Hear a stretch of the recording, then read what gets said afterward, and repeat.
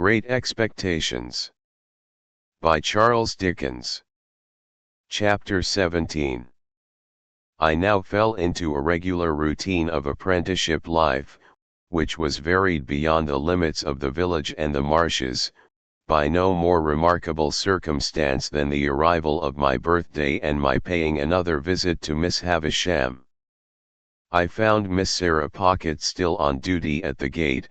I found Miss Havisham just as I had left her, and she spoke of Estella in the very same way, if not in the very same words.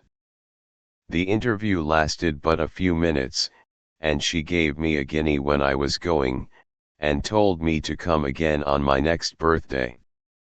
I may mention at once that this became an annual custom. I tried to decline taking the guinea on the first occasion, but with no better effect than causing her to ask me very angrily, if I expected more. Then, and after that, I took it.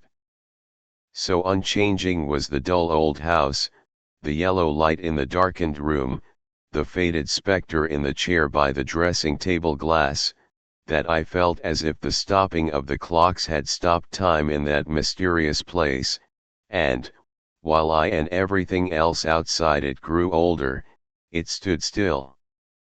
Daylight never entered the house as to my thoughts and remembrances of it, any more than as to the actual fact.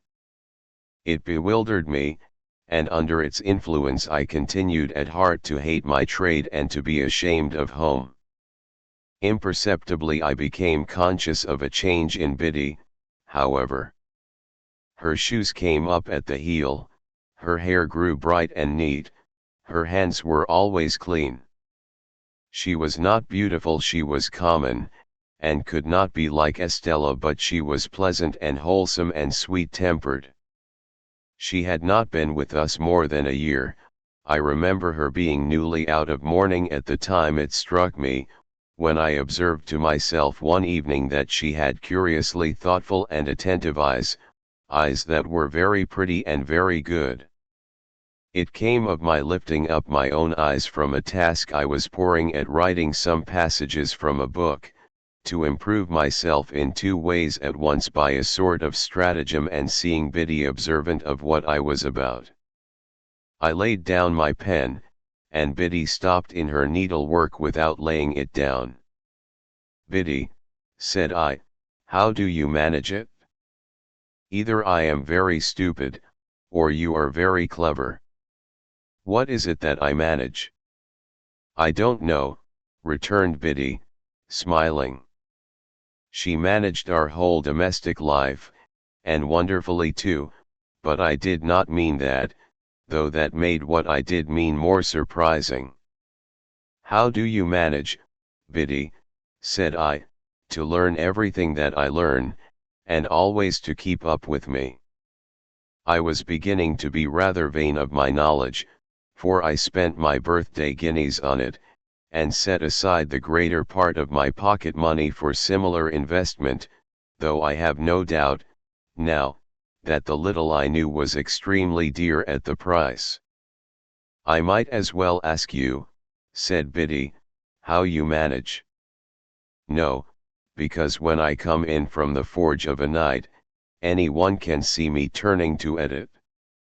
"But you never turn to edit, Biddy." "I suppose I must catch it like a cough," said Biddy, quietly, and went on with her sewing.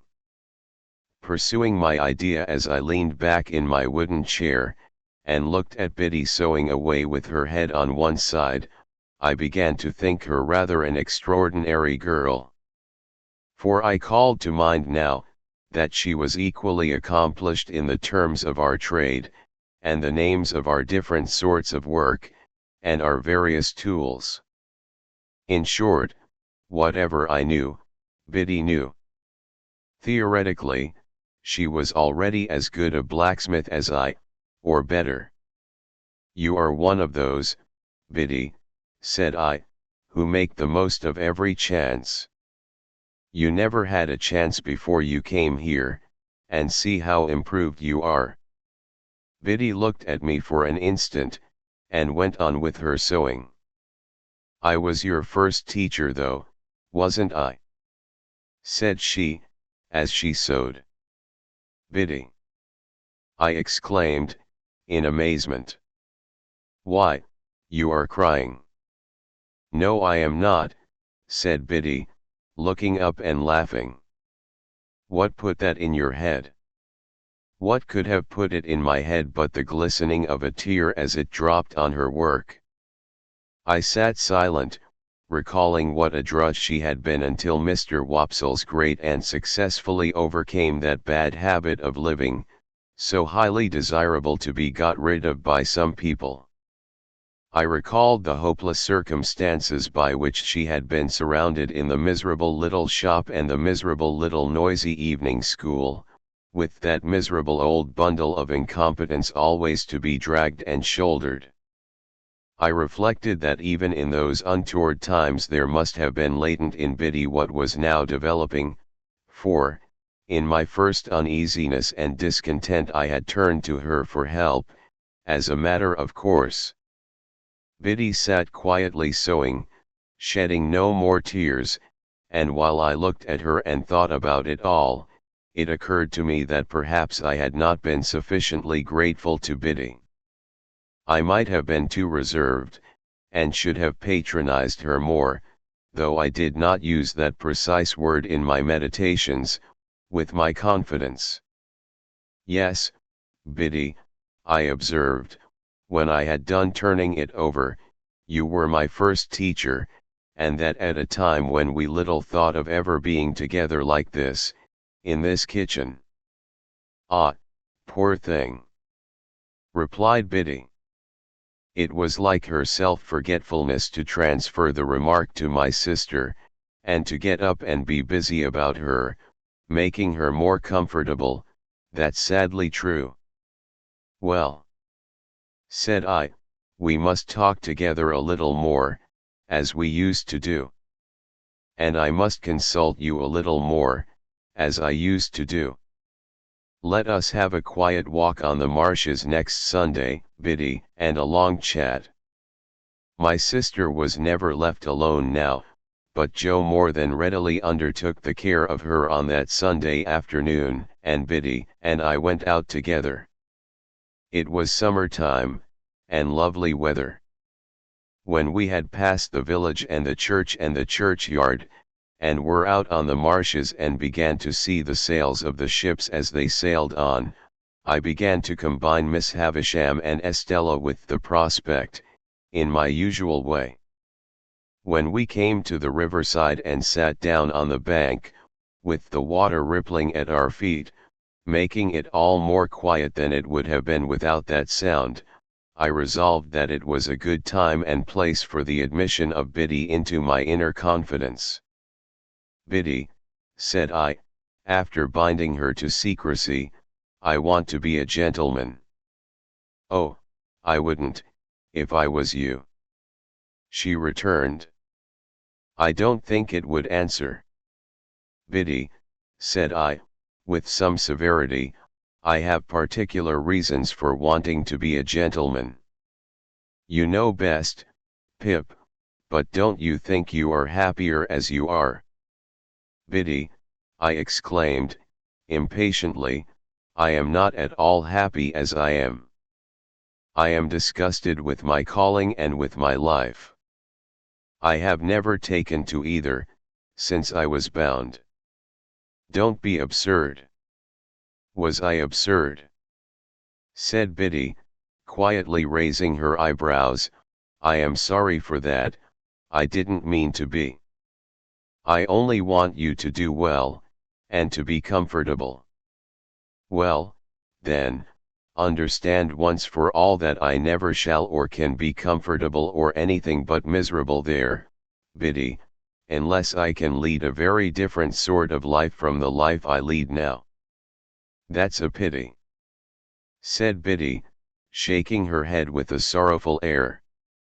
Now, I too had so often thought it a pity, that, in the singular kind of quarrel with myself which I was always carrying on, I was half inclined to shed tears of vexation and distress when Biddy gave utterance to her sentiment and my own. I told her she was right, and I knew it was much to be regretted, but still it was not to be helped. If I could have settled down, I said to Biddy, plucking up the short grass within reach, much as I had once upon a time pulled my feelings out of my hair and kicked them into the brewery wall, if I could have settled down and been but half as fond of the forge as I was when I was little, I know it would have been much better for me. You and I and Joe would have wanted nothing then, and Joe and I would perhaps have gone partners when I was out of my time, and I might even have grown up to keep company with you, and we might have sat on this very bank on a fine Sunday, quite different people. I should have been good enough for you, shouldn't I, Biddy? Biddy sighed as she looked at the ship sailing on, and returned for answer, yes, I am not over particular.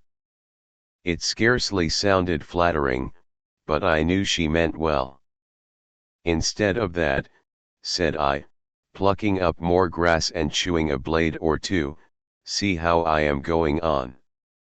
Dissatisfied, and uncomfortable, and what would it signify to me, being coarse and common, if nobody had told me so? Biddy turned her face suddenly towards mine, and looked far more attentively at me than she had looked at the sailing ships. It was neither a very true nor a very polite thing to say, she remarked, directing her eyes to the ships again. Who said it? I was disconcerted, for I had broken away without quite seeing where I was going to. It was not to be shuffled off now, however, and I answered, the beautiful young lady at Miss Havisham's, and she's more beautiful than anybody ever was, and I admire her dreadfully, and I want to be a gentleman on her account.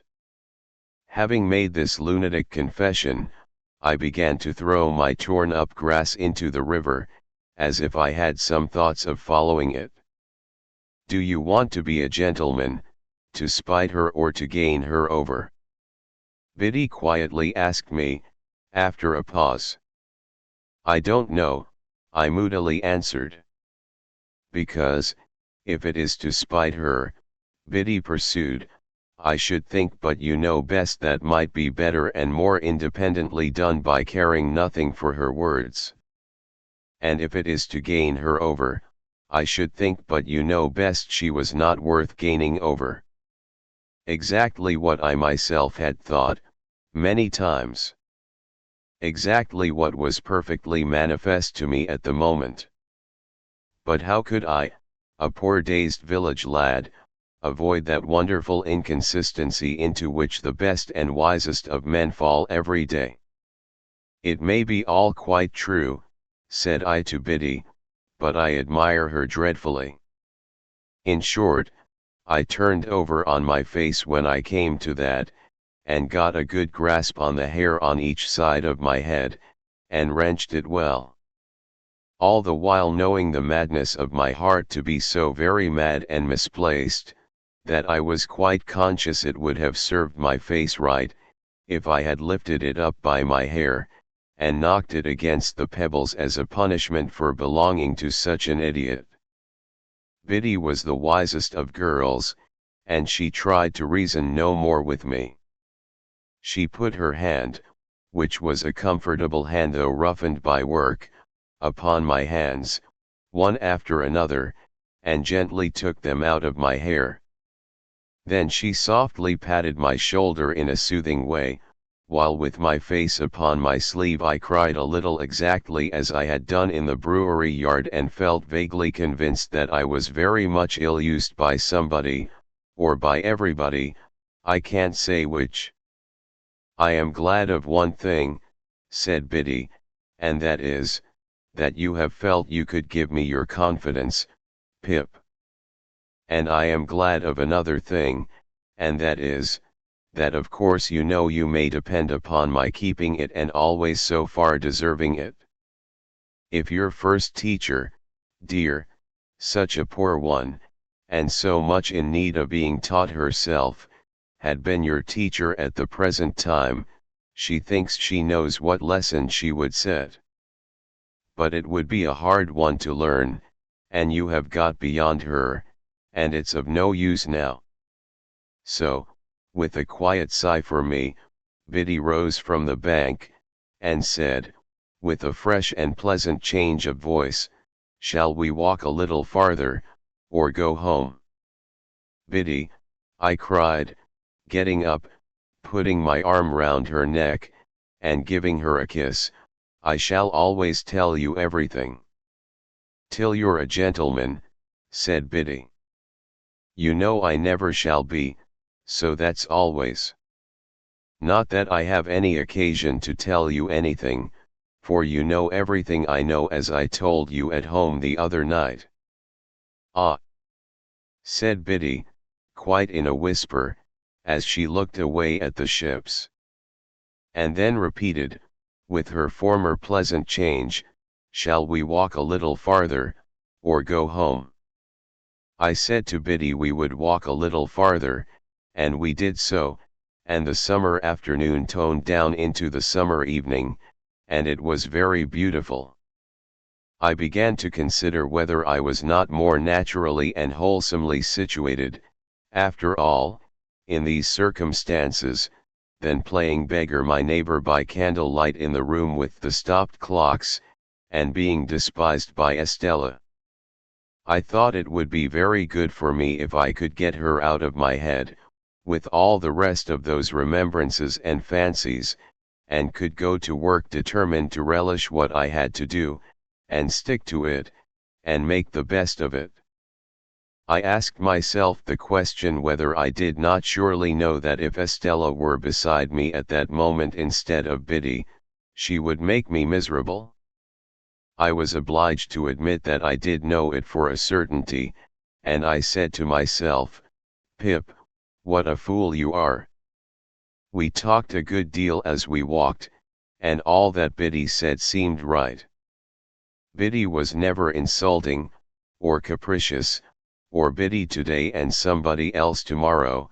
She would have derived only pain, and no pleasure, from giving me pain. She would far rather have wounded her own breast than mine. How could it be, then, that I did not like her much the better of the two? "Biddy," said I, when we were walking homeward, "I wish you could put me right." "I wish I could," said Biddy. "If I could only get myself to fall in love with you. You don't mind my speaking so openly to such an old acquaintance?" "Oh dear, not at all," said Biddy. "Don't mind me. If I could only get myself to do it, that would be the thing for me." "But you never will, you see," said Biddy. It did not appear quite so unlikely to me that evening, as it would have done if we had discussed it a few hours before. I therefore observed I was not quite sure of that. But Biddy said she was, and she said it decisively. In my heart I believed her to be right, and yet I took it rather ill, too, that she should be so positive on the point. When we came near the churchyard, we had to cross an embankment, and get over a stile near a sluice gate. There started up, from the gate, or from the rushes, or from the ooze, which was quite in his stagnant way, old Orlick. "Hullo," he growled, "where are you two going?" "Where should we be going, but home?" "Well, then," said he, "I'm jiggered if I don't see you home." This penalty of being jiggered was a favorite supposititious case of his. He attached no definite meaning to the word that I am aware of, but used it, like his own pretended Christian name, to affront mankind, and convey an idea of something savagely damaging. When I was younger, I had had a general belief that if he had jiggered me personally, he would have done it with a sharp and twisted hook. Biddy was much against his going with us, and said to me in a whisper, "Don't let him come, I don't like him." As I did not like him either, I took the liberty of saying that we thanked him, but we didn't want seeing home. He received that piece of information with a yell of laughter, and dropped back, but came slouching after us at a little distance. Curious to know whether Biddy suspected him of having had a hand in that murderous attack of which my sister had never been able to give any account, I asked her why she did not like him. "Oh," she replied, glancing over her shoulder as he slouched after us, "because I am afraid he likes me." "Did he ever tell you he liked you?" I asked indignantly. "No," said Biddy, glancing over her shoulder again, "he never told me so, but he dances at me, whenever he can catch my eye."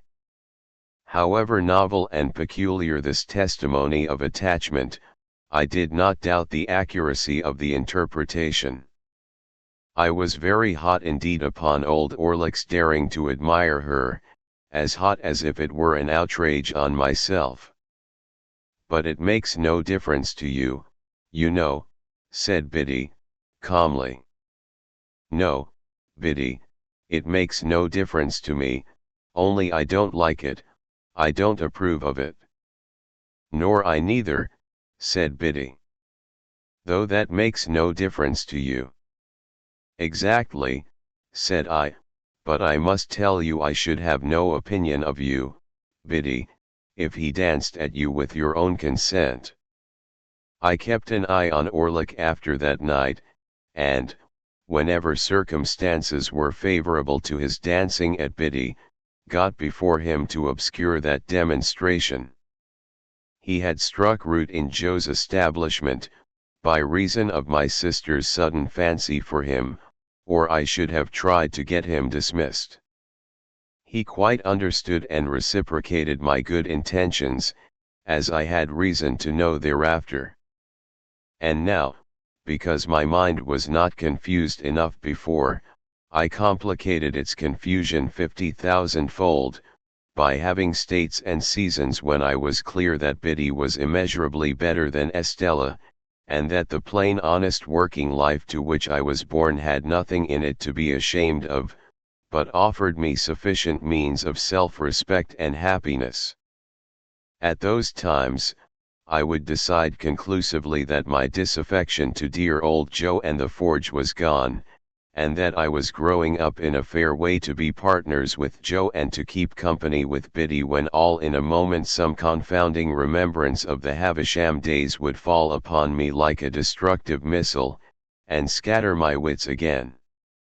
Scattered wits take a long time picking up, and often before I had got them well together, they would be dispersed in all directions by one straight thought, that perhaps after all Miss Havisham was going to make my fortune when my time was out.